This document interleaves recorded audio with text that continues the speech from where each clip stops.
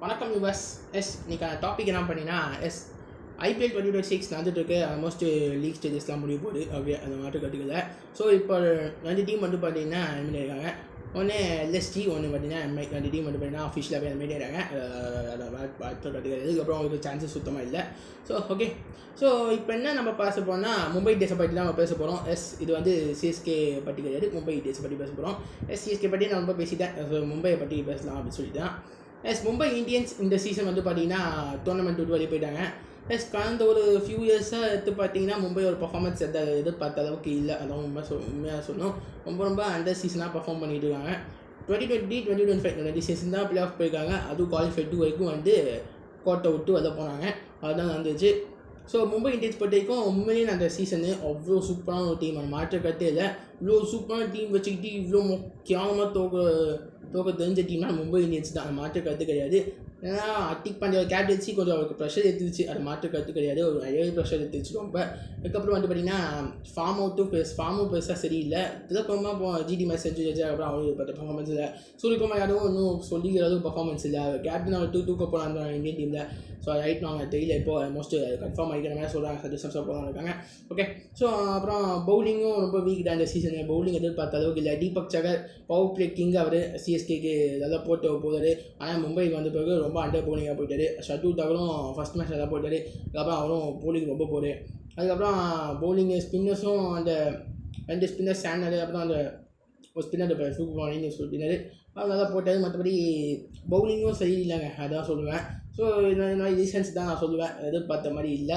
So கேப்டன்சியும் கொஞ்சம் problem அப்படி தான் சொல்லுவேன். அட்டிக் பண்ணி அந்த சீசன் கொஞ்சம் சரியாக கேப்டன்சி எதுக்கு அதான் சொன்னோம்.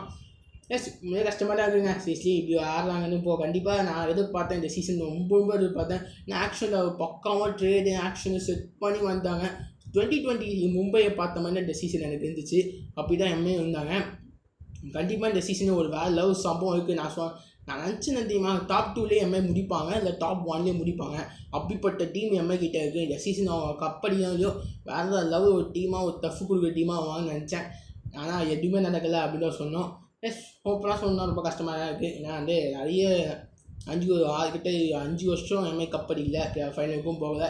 இது 6வது வருஷம். இதுவும் இந்த வருஷமும் நடக்கலை. பிளே ஆஃப் கூட போகலை. அதான் உண்மை இந்த சீசனு.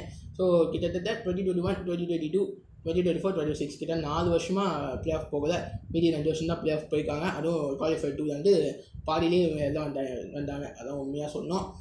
கண்டிப்பாக மும்பை இந்தியன்ஸை பொறுத்த வரைக்கும் உங்கள் கேப்டன்சியில் மேபி ஒரு சேஞ்சஸ் நெக்ஸ்ட் இயர் எதிர்பார்க்கலாம். மேபி சூரியகுமார் யாதவ் கிட்டே போகலாம், இல்லை பும்ரா கிட்டே போகலாம், இல்லை திரும்ப ரோஹித் சர்மா கிட்டே போகலாம். அந்த மாதிரி தான் நடக்க போகுது. மேபி அட்டிக் பாண்டியாவை ரிலீஸ் பண்ண போகிறாங்க. இந்த மாதிரி தான் டாக் போயிட்டு இருக்குது. சிஎஸ்கேக்கு அட்டிக் பாண்டியா போகிறாரு. ஷிம்டுமே எம்ஐ விக்கெட் பண்ணலாம். ஸோ என்ன நடக்க போயிட்டு இல்லை. அடுத்த வருஷம் ஆக்ஷன் அவங்களுக்கு ரொம்ப முக்கியமாக இருக்கும். ஏன்னா 2028 நடக்க போகிற மெகா ஆக்ஷன் அவங்களுக்கு பெரிய இம்பார்ட்டண்ட்டாக இருக்கும். அந்த மாற்று கட்டு கிடையாது. ஸோ பார்க்கலாங்க. கண்டிப்பாக ரொம்ப எதிர்பார்த்த மாதிரி மும்பை இந்தியன்ஸு கொஞ்சம் இல்லை அப்படி தான் சொன்னோம். நான் இந்த சீசன் ரொம்ப எதிர்பார்த்தேன். ரொம்ப டிசப்பாயின்டட். நான் சீசன் சொன்னோம், நீங்களும் எதிர்பார்த்துட்டீங்க. அந்த ரொம்ப அன்ஃபார்ச்சுனேட் ரொம்ப டிசப்பாயின்டட். பார்க்கலாம். ஓகே, நெக்ஸ்ட் சீசன் எப்படி வராங்க அப்படின்னு சொல்லிட்டு கண்டிப்பாக நிறைய ரிலீஸஸ் இருக்கும். நிறைய சேஞ்சஸ் மும்பை கிட்டே எதிர்பார்க்கலாம். மேபி தீபக் சகர் மேபிஸ் தான் ரிலீஸ் போயிடுவாங்க. ஷர்டூல் தகரும் மேபி ரிலீஸ் போயிடுவாங்க, இல்லை ட்ரேடுக்கு அனுப்பிச்சிடுவாங்க. அதான் தோணுது. ஸோ பார்க்கலாம் என்ன நடக்க போகுதுன்னு. கண்டிப்பாக நெக்ஸ்ட் இயர் ஒரு மெகா மினி ஆக்ஷன் மும்பைக்கு ஃபேவரபுளாக அமையடா, இல்லை 2028 மெகா ஆக்ஷன் அவங்களுக்கு ஃபேவரபுளாக அமையுதுன்னு போட்டுட்டு பார்ப்போம். கண்டிப்பாக அடுத்த சீசன் ஒரு மிகப்பெரிய கம்பேக் இருக்கும். அந்த மாற்று கருத்தில் மேபி அடுத்த சீசன் தான் ஒரு அதை குரூமை செட் பண்ணிட்டு வருவாங்க Mi. So maybe அட்டிக் Pandya next year இருக்க மாட்டார். மேபி ரோஹித் சர்மா, சூரியகுமார், பும்ரா 3 பேர் ஒரு கேப்டன்சி போவாங்க. அதுக்கான தனி வீடியோ நான் கூடி வீடியோ போடுவேன். ஓகே, அது கண்டிப்பாக நான் மும்பை யார் கேப்டனாக போகிற பற்றி வீடியோ நான் கூடி வீடியோ போடுறேன். ஓகேவா? ஸோ ஓகே மக்களே, யாருக்கா மும்பை வெளில போகிறது ரொம்ப கஷ்டமாக இருக்குது. எனக்கு ரொம்ப கஷ்டமாக இருக்குது. ஒரு சிஎஸ்கே ஃபேனாக ரொம்ப கஷ்டமாக தான் இருக்குது. சிஎஸ்கேவே 2025 யாருன்னு அவ்வளோ கஷ்டப்பட்டேன். மும்பை இந்த சீசன் அது ரொம்ப கஷ்டமாக தான் இருக்குது. ரொம்ப வச்சுருந்தான். சரி பார்ப்போம் என்ன நடக்க போகுதுன்னு. கண்டிப்பாக நான் நல்ல ஒரு டீமாக 2027 செட் ஆகிட்டு வருவாங்க. அந்த மாற்று கட்டில். ஸோ பார்க்கலாம். மும்பை இந்தியன்ஸ் இது டோர்னமெண்ட் விளையாடிட்டாங்க. உங்கள் கருத்து என்னென்னு மறக்காமல் கீழே கமெண்ட் பாக்ஸில் கமெண்ட் பண்ணுங்கள்.